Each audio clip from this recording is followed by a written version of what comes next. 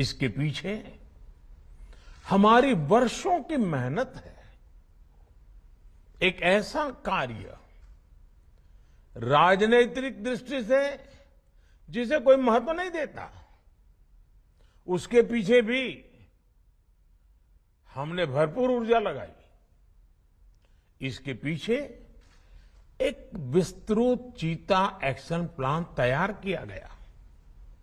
हमारे वैज्ञानिकों ने लंबी रिसर्च की, साउथ अफ्रीकन और नामीबियाई एक्सपर्ट के साथ मिलकर काम किया।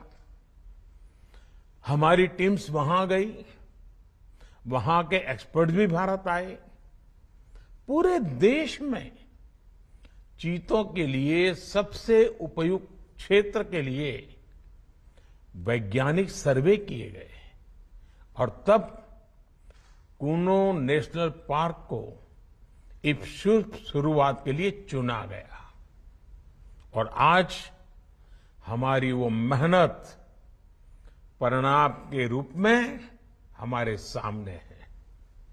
साथियों, ये बात सही है कि जब प्रकृति और पर्यावरण का संरक्षण होता है तो हमारा भविष्य भी सुरक्षित होता है, विकास और समृद्धि के रास्ते भी खुलते हैं। कूनो नेशनल पार्क में जब चीता फिर से दौड़ेंगे तो यहां का ग्रासलैंड इकोसिस्टम फिर से रिस्टोर होगा, बायोडायवर्सिटी और बढ़ेगी। आने वाले दिनों में यहां इको टूरिज्म भी बढ़ेगा,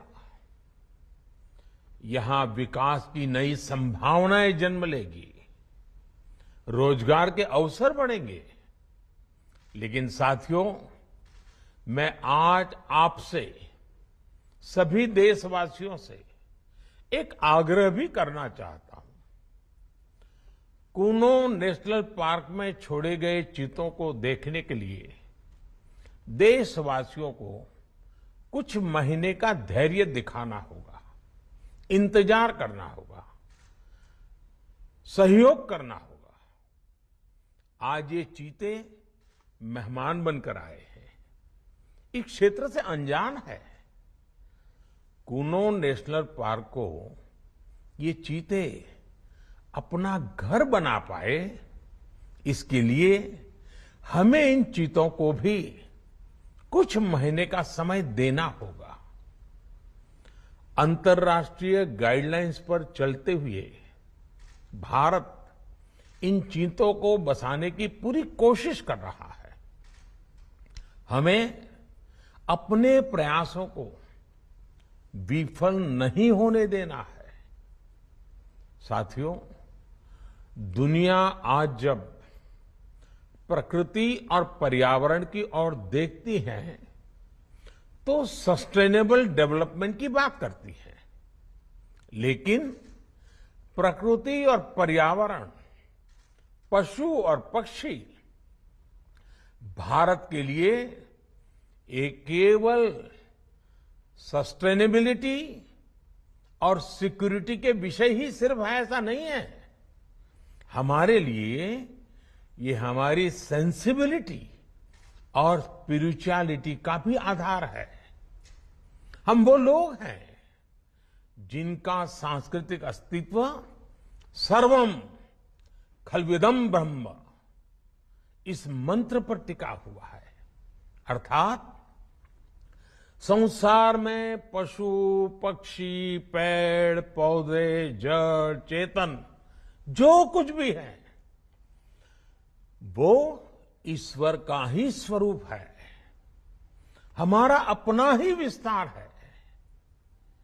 हम वो लोग हैं जो कहते हैं परम परोपकारार्थम यो जीवति सह जीवति, अर्थात खुद के फायदे को ध्यान में रख करके जीना वास्तविक जीवन नहीं है।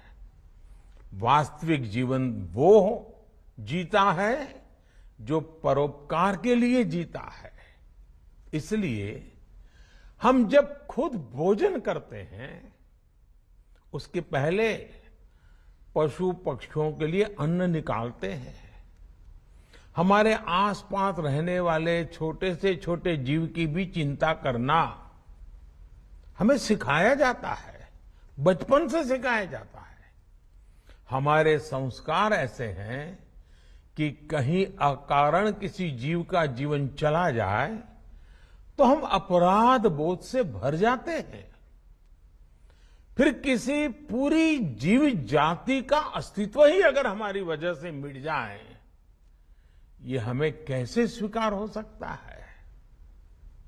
आप सोचिए, हमारे यहां कितने ही बच्चों को ये पता तक नहीं होता है कि जिस चीता के बारे में सुनकर वो बड़े हो रहे हैं वो उनके देश से पिछली शताब्दी में ही लुप्त हो चुके हैं। आज अफ्रीका के कुछ देशों में और ईरान में चीता पाए जाते हैं, लेकिन भारत का नाम उस लिस्ट से बहुत पहले हटा दिया गया था। आने वाले वर्षों में बच्चों को इस विडंबना से नहीं गुजरना पड़ेगा। मुझे विश्वास है वो चीता को अपने ही देश में कूनो नेशनल पार्क में दौड़ता देख पाएंगे।